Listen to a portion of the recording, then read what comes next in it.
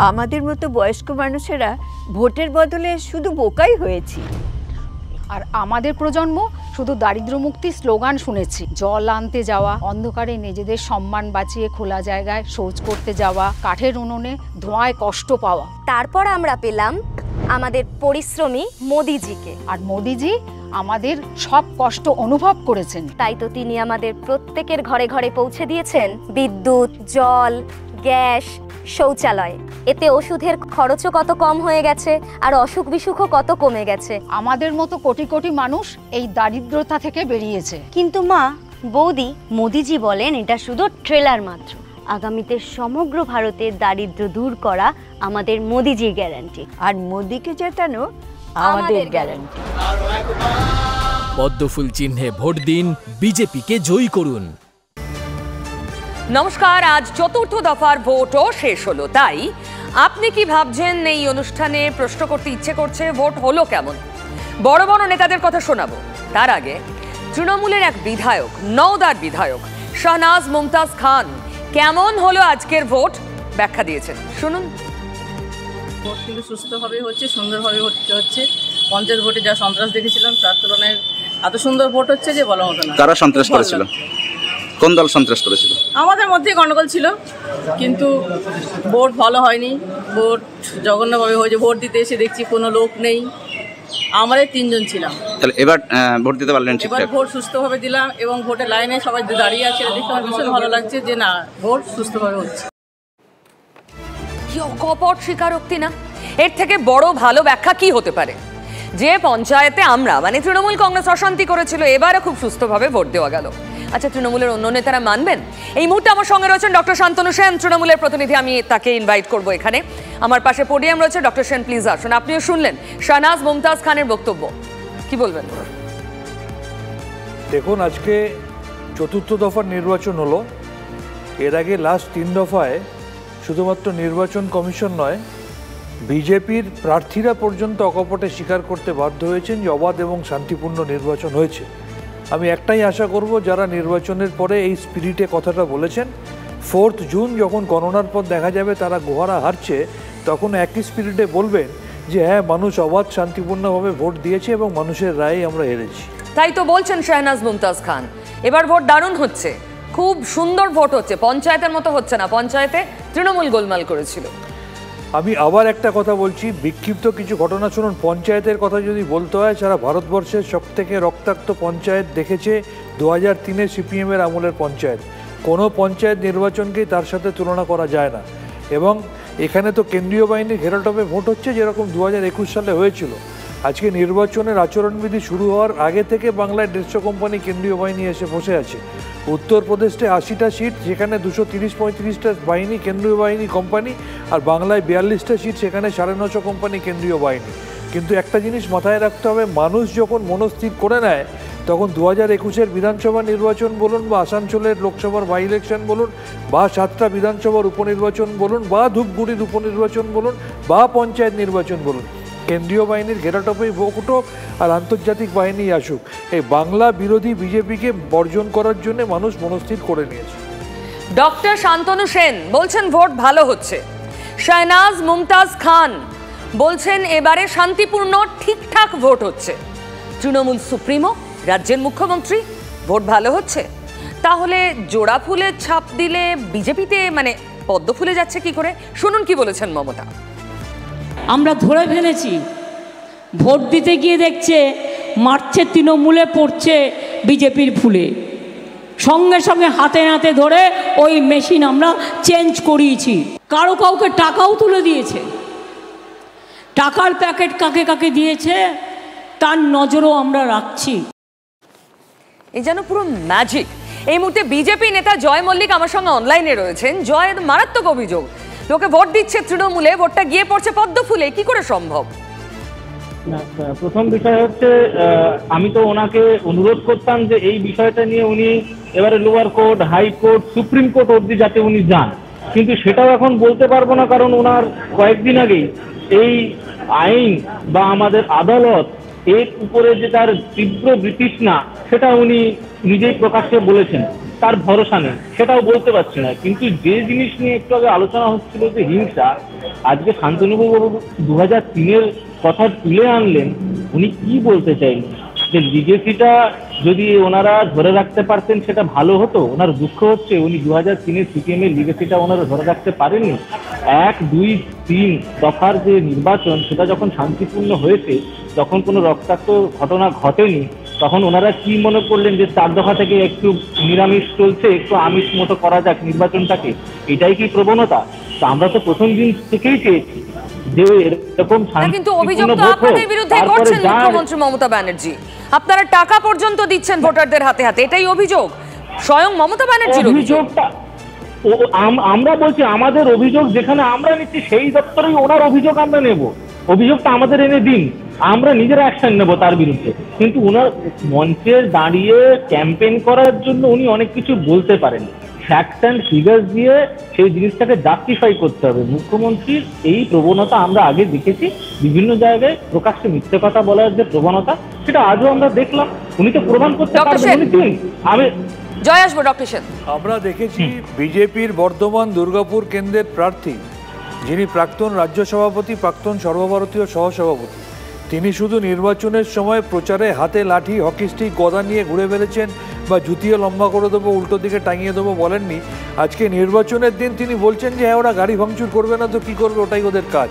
সুতরাং নির্বাচনের দিনেও তারা চেষ্টা করেছে সন্ত্রাস সরাতে, কিন্তু বাংলার জনতা জনার্দন যারা একদিকে বাংলা বিদ্বেষী বিজেপিকে বর্জন করার জন্যে, অন্যদিকে মহিলারা স্বতঃস্ফূর্তভাবে বেরিয়ে সন্দেশখালীর মা বোনেদের ইজ্জত নিয়ে যেভাবে বিজেপি নোংরা খেলা খেলেছে, সেই নারী বিদ্বেষী বিজেপিকে যোগ্য জবাব দেওয়ার জন্য লাইনে দাঁড়িয়ে স্বতঃস্ফূর্তভাবে ভোট দিয়েছে।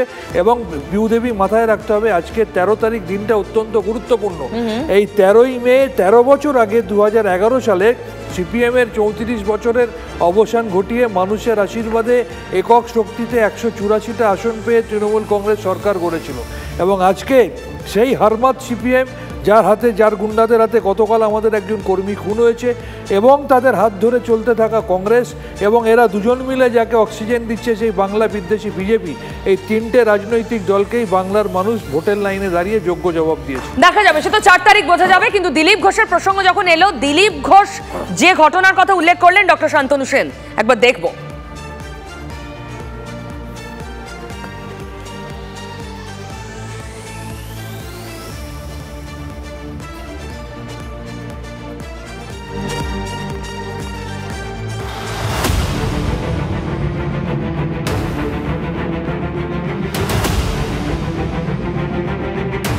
गान बाजबे ना खेला হবে, খেলা শেষ হবে। साथ सच में कोई नहीं खेल सकता, उनकी जबान ऐसी है कि कोई उनके साथ लड़ा नहीं सकता।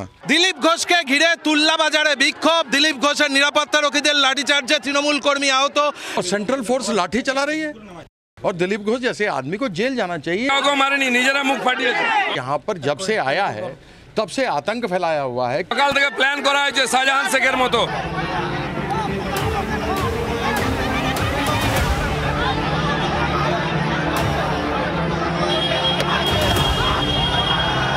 जिस प्रकार से महिषासुर के समय में त्रस्त हो गए थे तो माँ दुर्गा को अवतार लेना पड़ा था, ये तो उसी तरीके से बात करता है। দিদির কীর্তি যাবে ঘরে। हमको कोई टेंशन नहीं रहता, माँ काली कृपा करेंगे। তৃণমূলের অভিযোগ বিজেপির বিরুদ্ধে। তৃণমূল এও অভিযোগ করছে বহরমপুরের কংগ্রেসের প্রার্থীর সঙ্গে নাকি বিজেপি রয়েছে। আর বহরমপুরের প্রার্থী কি বলছেন, অধীর চৌধুরীর বক্তব্য শুনুন। দিদির 12টা বেজে গেছে বলে এইসব গল্প হচ্ছে। দিদি খুব নার্ভাস হয়ে গেছে, দিদি আজকে কিছু অ্যালিবাই তৈরি করেছে, মানে দিদির অবস্থাও খারাপ, এটা তার সব থেকে বড় ইন্ডিকেশন। মমতা ব্যানার্জির ফলাফল মমতা ব্যানার্জি নিজে বুঝতে পারছে, তৃণমূল থাকবে না এই বাংলায় 26 থেকে, তার জন্য এইসব কথাগুলো এখন তো গাইছে। ডক্টর সেন, প্রথম কথা আমি দিলীপবাবুকে আর একবার মনে করিয়ে দিই, দিলীপবাবুর ক্ষেত্রে তার সাথে থাকা নিরাপত্তা রক্ষীরা, কেন্দ্রীয় বাহিনী মেরে একজন কর্মীকে এমন মেরেছে তার একটা চোখ অন্ধ হয়ে যাওয়ার উপক্রম। আর যার কথা, এক মিনিট একটু ইন্টারাপ্ট করছি, এখানেই অন্যান্যরা বলছেন যে তার যদি এতটাই সিরিয়াস কন্ডিশন হয়, হসপিটালে না নিয়ে গিয়ে ওনার গাড়ির সামনে শুয়ে রাখা হলো কেন তাকে? তাহলে কতটা সিরিয়াস? স্বতঃস্ফূর্ত আবেগে মানুষ করতে পারে, অনেক সময় মানুষ হয়তো যে রোগী সে নিজে আক্রান্ত হয়ে বুঝতে পারে না কতটা গভীরতা। আমি একজন চিকিৎসক হিসেবে বাকিরা তো বুঝতে পারছিলেন। আর দ্বিতীয় কথা, যার বক্তব্য এই মুহূর্তে শোনালেন তিনি তো বিজেপির সবথেকে বড় তল্পিবাহক। তিনি তো বাংলায় কংগ্রেসটাকে লাটে তুলে কংগ্রেসের হাত যে 58,000 কর্মী সিপিএমের হাতে খুন হয়েছিল সেই সিপিএমের উত্তরীয় পরে তার কাস্তে হাতুড়িটা হাতে নিয়ে বিজেপিকে অক্সিজেন দেওয়ার জন্য বিজেপির তল্পিবাহকতা করে বিজেপির সুরে কথা বলছেন। তিনি তো অনেক আগে তার রেজিগনেশন দেওয়া উচিত ছিল। এর আগে আমরা দেখেছি অনেক প্রদেশ কংগ্রেস সভাপতি হারের দায়িত্ব কাঁধে নিয়ে নিজের পদ থেকে সরে গেছেন, কিন্তু ইনি তো সেটা করেননি। কিছুদিন আগে দেখেছেন সন্দেশখালীর ঘটনা নিয়ে কেন্দ্রীয় কংগ্রেস কমিটির একজন নেতা যখন বিরোধিতা করেছে তখন তিনি বলেছেন এই ধরনের কথা বলা উচিত না। অর্থাৎ আজকে অমিত শাহ নরেন্দ্র মোদী বাংলায় এতবার এলেন, কেন বহরমপুরে অধীর চৌধুরীর এখানে গিয়ে তিনি কেন প্রচার করলেন না? এর উত্তরটা কে দেবে? যদি একটা জিনিস খুব অদ্ভুত লাগছে, যে বিষয়গুলো বা যে অভিযোগগুলো দিলীপ বাবুর বিরুদ্ধে আমি শুনলাম, তারপরে যে ছবিটা আপনারা টিভিতে দেখালেন সেটা পুরোপুরি ভিন্ন।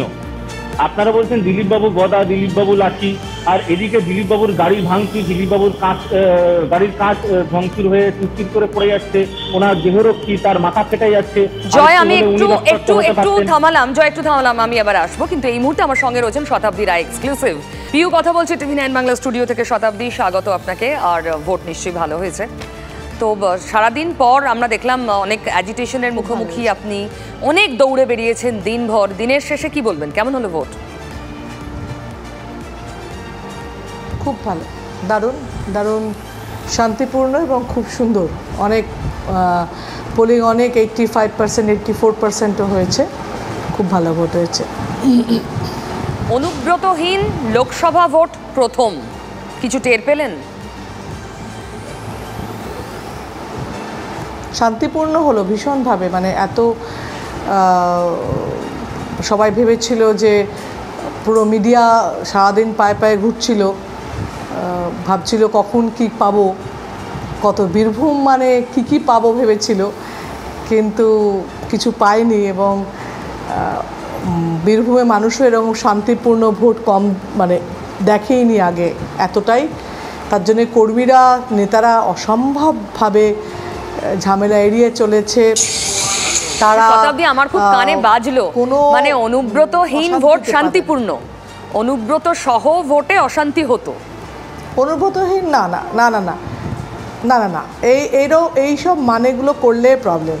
আমি বলেছি যে এই শান্তিপূর্ণ ভোট বীরভূম আগে হয়নি, সেটার জন্য অনুব্রত কি অনুব্রত ছাড়া বা কি এইগুলোর তো আমি মানে করিনি, বা আমি এই শব্দগুলো পরপর সেট করিনি বা আগে পিছে সেট করে যেটা বলা হচ্ছে সেটা আমি বলিনি। समझदारों के लिए इशाराई काफ़ी।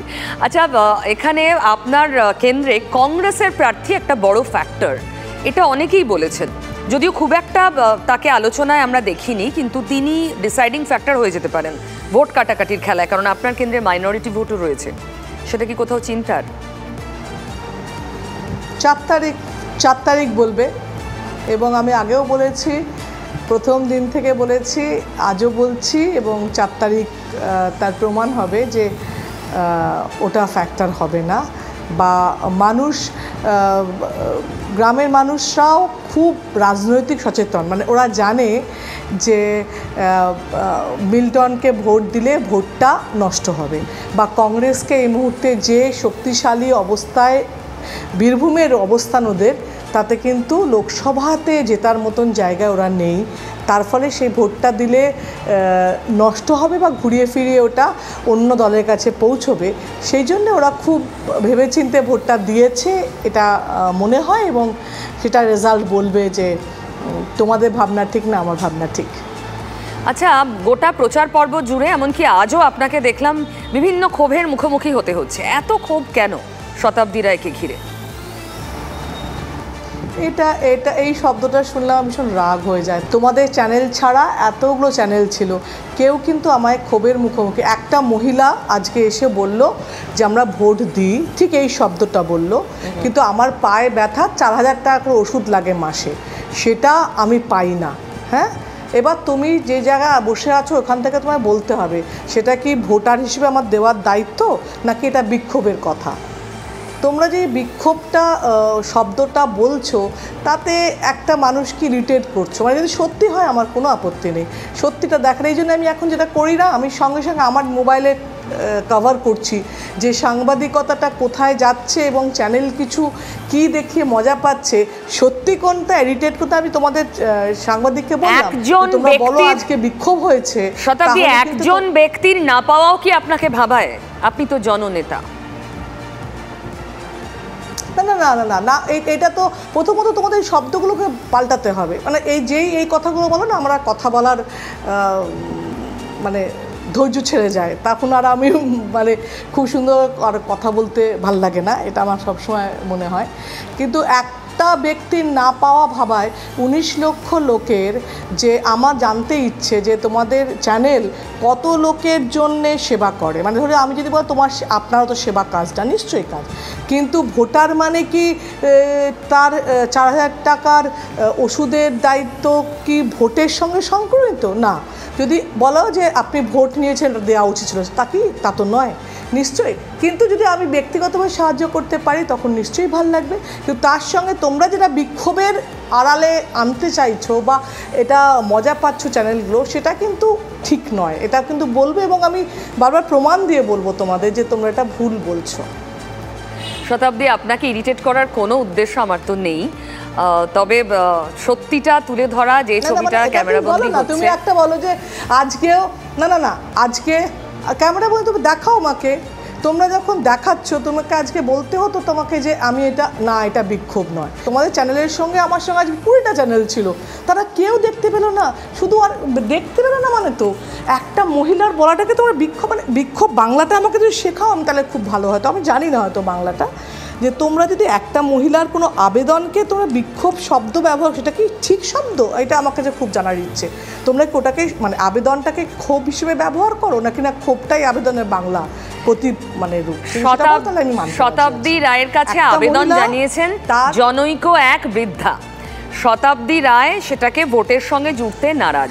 তা তুমি সেটাকে ভোটের সঙ্গে জুড়তে নারাজ। আমার প্রশ্ন, আপনি ভোটের সঙ্গে জুড়বেন না, আমি তাই বলছি। বিক্ষোভ দেখিয়েছেন, হ্যাঁ, এবং বিক্ষোভের কথাটা তো অন্য মানে হয় না। তুমি ভেবে দেখো, তুমি একটা মানুষকে চ্যানেলে এত লোক দেখছে, তাকে তুমি বলছো বিক্ষোভ হয়েছে, তাহলে সব যে পরিশ্রমটা আমি করছি সেটা নেগেটিভ ওয়েতে যাচ্ছে, এটা মানুষের কাছে আমার সম্মান নষ্ট হচ্ছে, যেটা নয়। মানে যদি হতো একদমই নয়, মানে আপনি প্রশ্নটাকে এভাবে একদমই নেবেন না শতাব্দী। রাদার আমি বলবো অনেক ধন্যবাদ যে আপনি সত্যের মুখোমুখি হয়ে এতক্ষণ কাউন্টার করলেন এবং এটাকে উত্তর দেওয়ার চেষ্টা করলেন। অনেক ধন্যবাদ আপনাকে। একদমই কারোর সম্মানহানি করা TV9 বাংলার উদ্দেশ্যই নয়। আজ আমাদের কিষাণ সম্মান নিধির টাকা সরাসরি আমাদের ব্যাংক অ্যাকাউন্টে আসছে, আর এখন আমাদের অধিকার কেউ মারতে পারবে না। না হলে আগে ফসল ও বীজ ন্যূনতম দাম দিয়ে নিয়ে যেত, কিন্তু এখন বীজ থেকে বাজার পর্যন্ত আমাদের সঙ্গে দাঁড়িয়ে আছেন মোদিজি। ফসল বীমা, Kisan credit card, soil health card, ফসলের উপর সব থেকে বেশি MSP, প্রত্যেক ক্ষেতে জল, ন্যানো ইউরিয়া এবং এখন কৃষিকাজে ড্রোনেরও ব্যবহার করা হচ্ছে। কিন্তু মোদিজি বলেন এটা শুধু ট্রেলার মাত্র। কৃষি কল্যাণের গ্যারান্টি মোদিজির, আর মোদিজিকে জেতানো আমাদের গ্যারান্টি। পদ্মফুল চিহ্নে ভোট দিন, বিজেপিকে জয়ী করুন। TV9 বাংলার উদ্দেশ্য সত্যকে সামনে রাখা। আমার সঙ্গে বিমল শঙ্কর বাবু আছেন, আমরা আরো আলাপচারিতায় যাব।